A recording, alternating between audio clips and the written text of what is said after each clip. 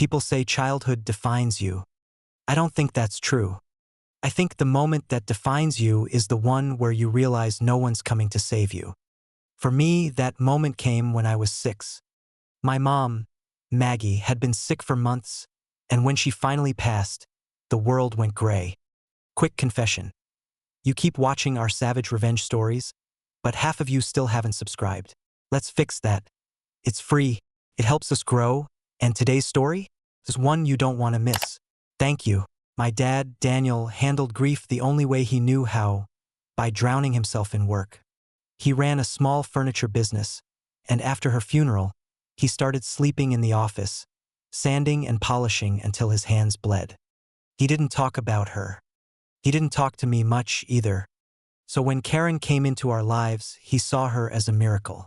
The new bookkeeper, smiling, gentle, sweet to everyone. She brought him home-cooked lunches, laughed at his bad jokes, and called me champ the first time we met. I was too young to see it, but looking back, I think she'd planned it all from the moment she walked into his store. She was perfect until she wasn't. At first, she'd sit with me at dinner, help me with homework, tell me bedtime stories.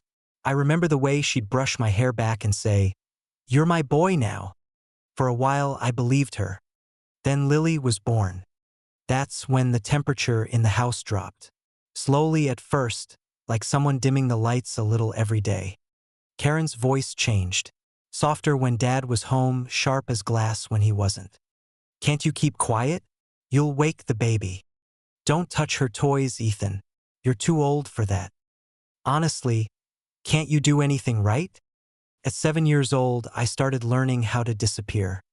How to move without sound. How to live without being seen. Dad didn't notice, or maybe he chose not to. When he came home from work, Karen would turn into the perfect mother again, kissing my forehead, telling him how much I'd helped around the house. Then she'd wink at me when he wasn't looking.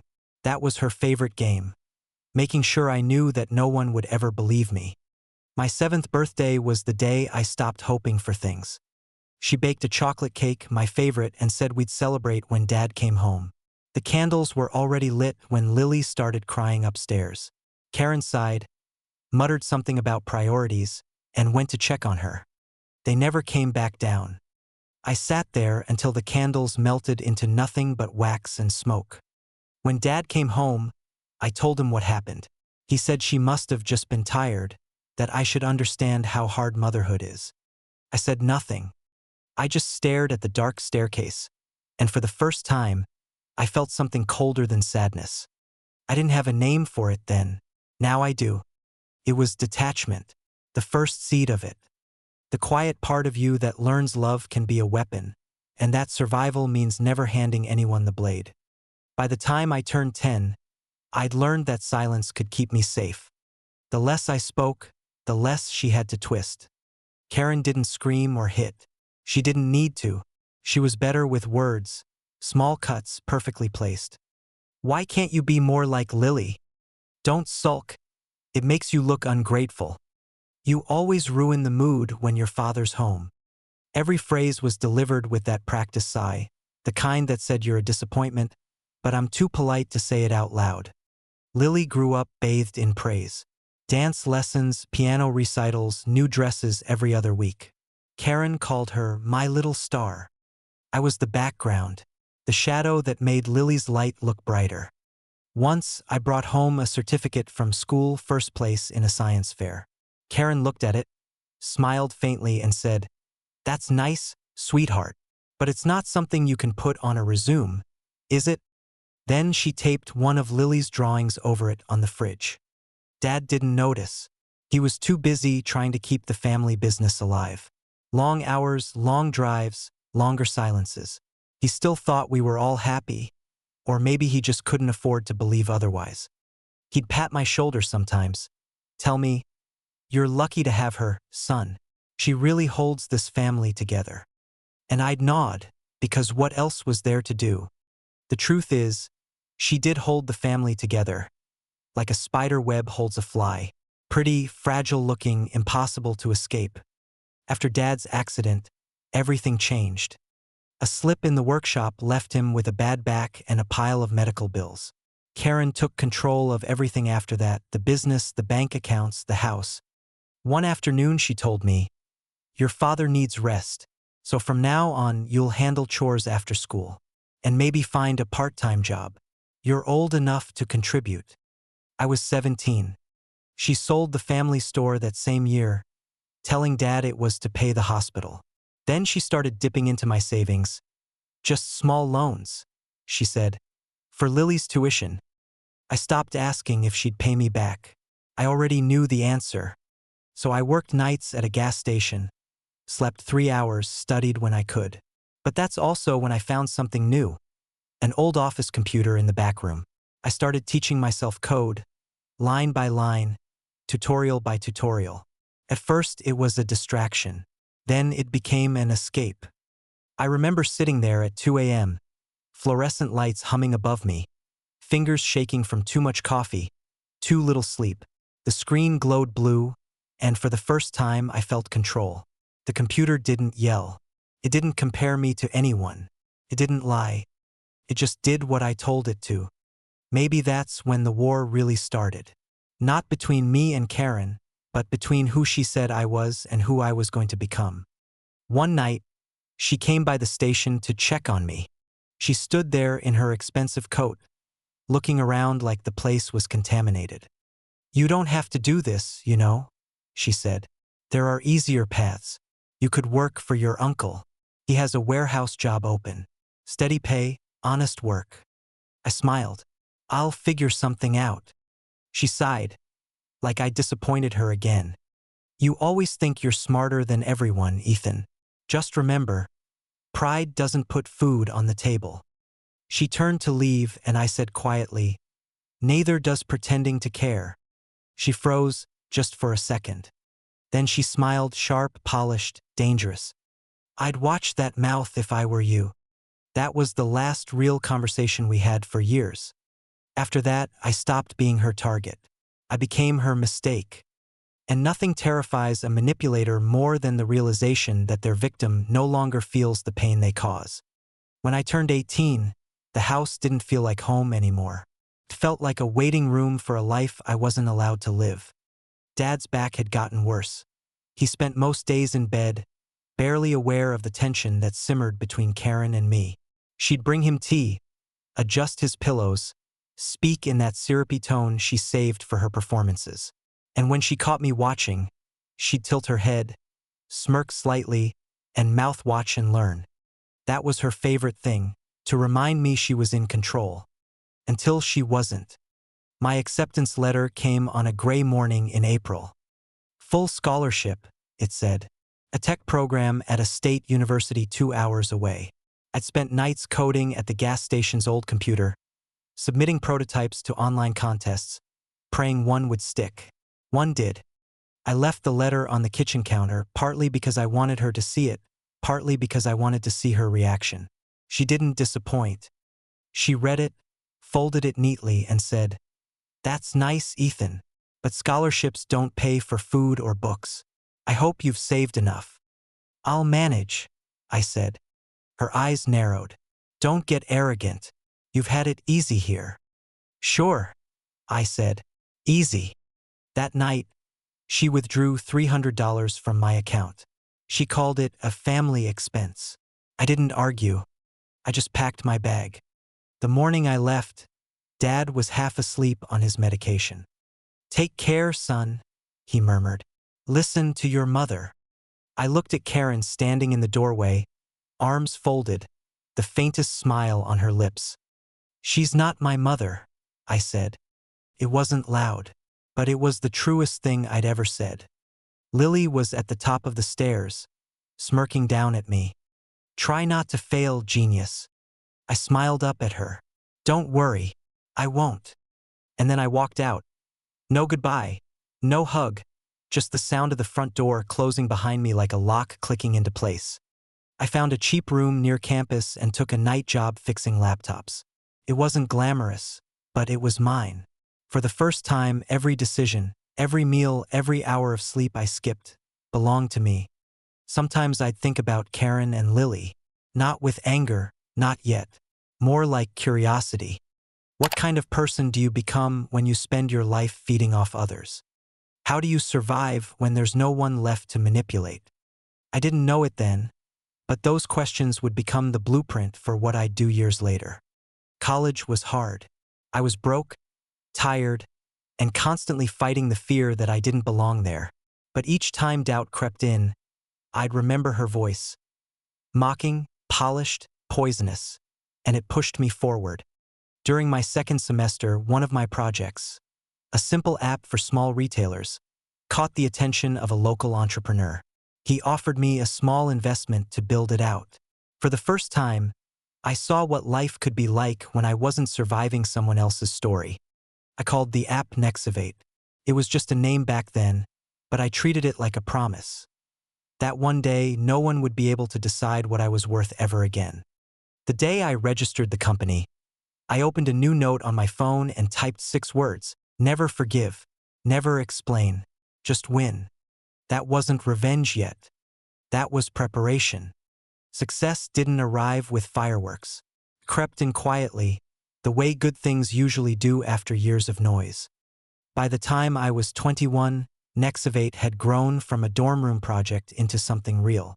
We built lightweight software for small retailers, exactly the kind of people my father used to sell to. The irony wasn't lost on me. We got featured in a local tech magazine. One article, one photo. I was standing next to my co-founders, smiling awkwardly, still wearing the same jacket I'd owned since high school. The next day, my phone buzzed with a number I hadn't seen in years. Karen. I almost ignored it, but curiosity is a stubborn thing.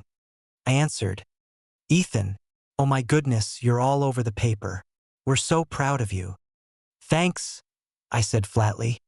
Your father saw the article. He nearly cried, sweetheart. He'd love to talk to you. How is he? Still weak, but better now that he knows his son is doing well. Glad to hear it. There was a pause. I could hear it coming before she spoke.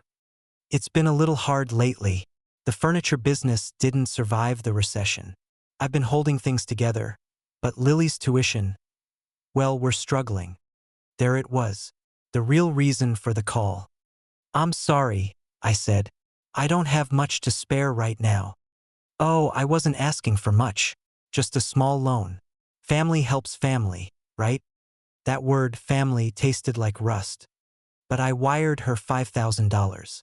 Maybe I wanted to believe she'd changed. Maybe I just wanted her gone. A month later, she asked for 10. I didn't send it. 2 weeks after that, Nexivate's business account was frozen. Someone had filed an anonymous complaint accusing us of misusing client data. It nearly cost us our first investor. The message traced back to an IP address in my hometown. I didn't even need to confirm who it was. Karen had always been predictable, never creative, just cruel. When I finally called her, she sounded almost delighted. Oh, Ethan, what a surprise. Someone filed a fraud report against my company, I said. It came from your office computer. Silence. Then a light laugh. You can't seriously think I'd do something like that. No, I said. I don't think it. I know it. For a second, her voice cracked.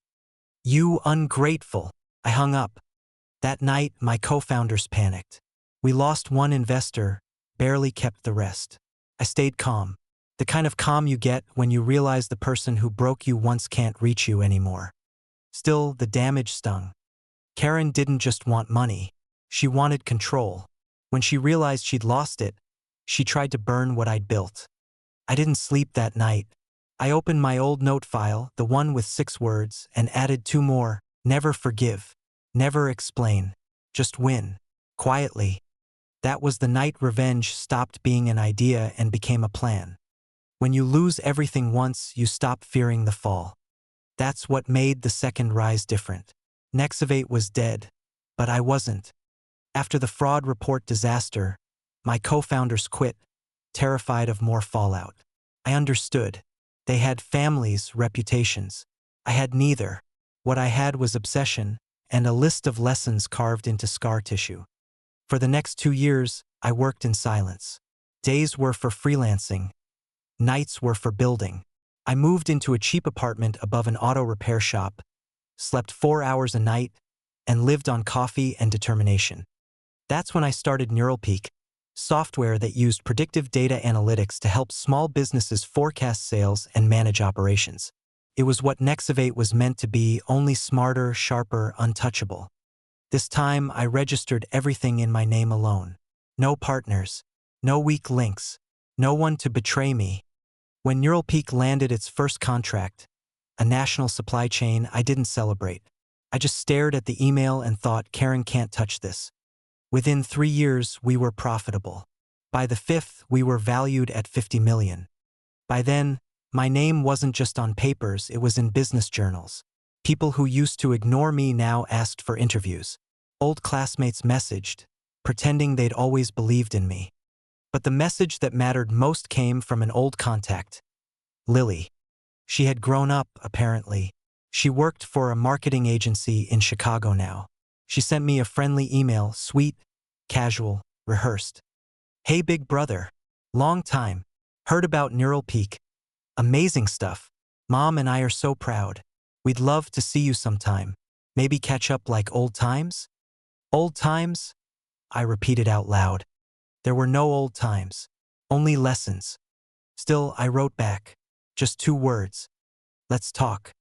I met her at a rooftop restaurant downtown. She arrived dressed like someone who'd never worked for anything she owned.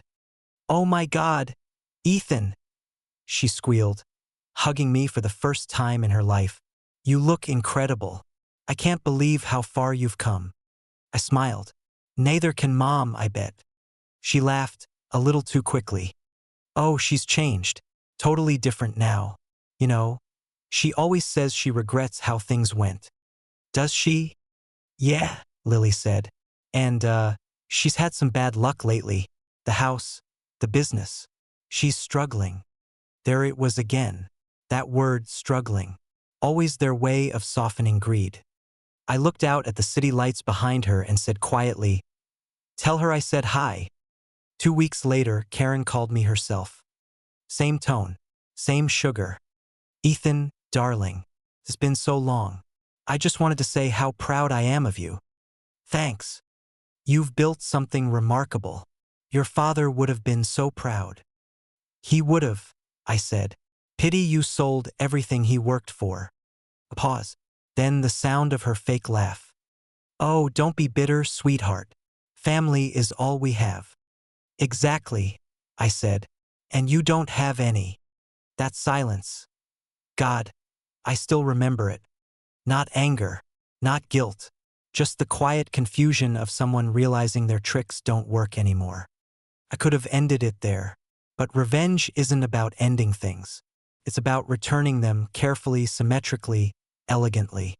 So I did what she'd never expect. I forgave her. At least that's what she thought. Forgiveness is the most efficient disguise for revenge. People drop their guard when they think you've moved on. They call it maturity. I call it strategy. After that last call with Karen, I didn't speak to her for almost a year. During that time, NeuralPeak tripled in size. We moved into a glass office downtown, signed government contracts, made headlines. My name became synonymous with innovation and wealth. The kind of wealth that made old enemies crawl out of the past pretending to be friends. Lily was the first. She started liking my posts, sending, "So proud of you," messages every few months. I ignored most of them until one day I didn't. I replied with, "We should catch up. Bring Mom." She jumped at it. 3 days later, Karen called. The same honeyed tone, the same feigned warmth. "Ethan, sweetheart, Lily said you wanted to see us." "Oh, you have no idea how happy that makes me." "It's been a long time," I said. "I figured it's time to let things go." "Oh, darling, I knew you'd come around. We're family. We always find our way back." I smiled into the phone. That's exactly what I'm counting on. Over the next few weeks, I set everything in motion. NeuralPeak was preparing for its 5th anniversary. A formal gala, live-streamed, with media coverage and our top investors in attendance. I told my PR manager I wanted to dedicate part of the night to the people who shaped my journey. She thought it was sentimental. I told her it was personal. She had no idea how personal. The invitations went out. Karen and Lily's names were printed in gold foil, labeled honored guests. I even sent a car service for them, chauffeur, champagne, the whole show. On the night of the event, the ballroom glittered with light. Reporters milled around, investors shook hands, and cameras flashed as I stepped onto the stage to give my keynote. From the podium, I saw them near the front. Karen in a silver gown she couldn't afford, Lily smiling for photos like it was her own coronation. They looked proud, comfortable, safe, perfect. Good evening, everyone, I began. Tonight, Neural Peak celebrates 5 years of growth. But behind every success, there's a story. Mine began long before this company did, back in a small town, in a home where dreams were not exactly encouraged. A few polite laughs rippled through the room. Karen smiled, thinking it was harmless nostalgia. Some people in my life taught me resilience. Others taught me what betrayal feels like. And some taught me that silence can be louder than any apology. I gestured toward the big screen behind me. The lights dimmed. The video started rolling, old emails, recorded phone calls, financial records. Every message Karen had ever sent me asking for money. Every transaction she'd made using my identity. Every voice clip of her lying to my father, manipulating bank accounts, selling his business behind his back. Then came Lily's turn, her texts mocking me, her fake support messages, her leaked files from a client database she tried to sell for cash. Everything. The crowd went silent. On the front row, Karen's face drained of color. Lily froze mid-breath, her smile curdling. These, I said calmly, are the people who taught me the real meaning of motivation. A few people gasped. Cameras clicked. Someone whispered my name. I looked at Karen directly. You told me once that family is all we have. You were right. That's why I built something you could never touch, because I learned from you exactly how to take everything away. Security approached her table, not to remove her, but to escort the investors whose funds she'd secretly embezzled years ago, back when she managed the accounts at my father's store. I'd uncovered everything. Karen tried to stand.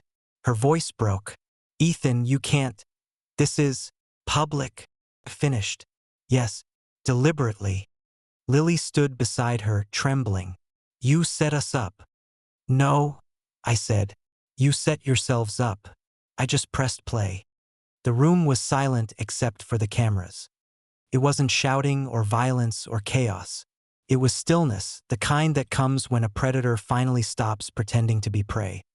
The next morning, every news outlet ran the same headline: Tech CEO exposes family fraud in live broadcast. The clip went viral before I even got home. My face on one side of the split screen, Karen's pale expression on the other. No captions were needed. People could feel what it was, the kind of truth that doesn't need to be explained. Karen called a dozen times that day. I didn't answer. By the third message, her voice had lost its polish. Ethan, please. You don't understand what you've done. I can't show my face anywhere. Lily's job fired her. Our accounts are frozen. We're losing everything. Please, just talk to me. I deleted the voicemail. She'd wanted to teach me lessons my whole life. I figured I'd return the favor. Lesson 1. Every mask slips eventually. Lesson 2. Forgiveness is overrated. Lily tried next. Her message was shorter, angrier. You're a monster. You destroyed us. Maybe, but monsters don't get created out of nowhere. Someone builds them. Someone feeds them pain until that's all they know how to return. The following week, the fallout began. The local police opened an investigation into Karen's financial fraud. Lily's firm filed a lawsuit for breach of confidentiality after her leaked client data surfaced. Dad, my real father, called me from a hospital line. His voice was weaker than I remembered. Ethan, he said, I saw the news. I'm sorry you had to. Don't be. I should have seen her for what she was years ago. You couldn't have. I told him. She made sure of that. He sighed. You always were the stronger one. I visited him once after that. He didn't live much longer. When he passed, I didn't invite Karen to the funeral. I didn't have to. She couldn't afford to come. Months later, I heard through old contacts that she'd sold her jewelry, the car, the house, everything. Lily moved in with a friend, working minimum wage at a place that didn't care what her last name was. And me? I went back to work. Neural Peak hit $1 billion valuation the following year. I bought a lake house, not because I needed one, but because I liked the silence. It reminded me of the one I grew up in.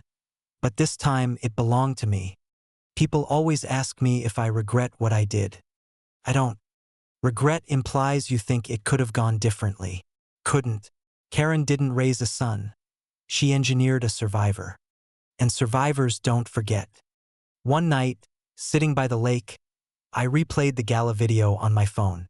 The moment the lights dimmed, the hush, the faces turning, that quiet gasp before the world shifted. I smiled.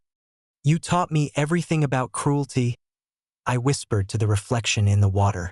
I just gave it a better suit. Then I deleted the file. I didn't need proof anymore. The story was already out there, doing what truth does best, devouring its liars. Time has a strange way of rewriting stories. A year after the gala, people stopped talking about the scandal and started calling it justice. They said it was poetic, how the family that once tried to bury me ended up digging their own graves. I didn't correct them. Poetry wasn't the goal. Precision was. Neural Peak kept growing. The board wanted to expand overseas, take the company public. Reporters still asked about that infamous night, hoping for new details. I always gave them the same answer. It wasn't revenge. It was accountability. And I'd smile just enough for the cameras to believe me. But in private, I knew better. Revenge isn't about rage. Rage burns out fast. Revenge, real revenge, is cold logic sharpened over years. It's patience disguised as forgiveness. And it's silence that finally makes noise. Karen tried reaching out one last time. A letter this time handwritten. The envelope had smudged ink and a return address I didn't recognize. I opened it anyway. Ethan, you've made your point. We've lost everything. Please, I'm old. I have nothing left. Lily won't speak to me. I only want peace. Karen. There was no apology. Just exhaustion. The same kind of exhaustion she'd once forced into me. I folded the letter, placed it in a drawer, and never replied. Some nights, when the house is quiet and the world forgets my name for a few hours, I think about that kid sitting in the kitchen beside a melted birthday cake. The one who thought if he tried hard enough, maybe she'd love him. I wish I could tell him she never would, that it wasn't his fault.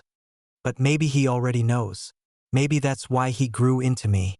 Lily eventually disappeared from the headlines. Last I heard, she changed her last name. Fitting, really. She'd spent her whole life trying to escape mine.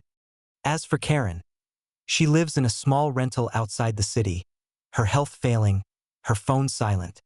Could have helped her, paid her bills, sent her comfort. But mercy was never part of the lesson she taught me. So instead, every year on her birthday I send flowers. White lilies. No card. The florist probably assumes it's affection. She knows better. Sometimes justice doesn't need a courtroom. It just needs patience and a good memory. That's how I turned their lies into my legacy. If you believe justice should always come with a savage twist, hit like, share, and subscribe. Because stories like this, they're just getting started.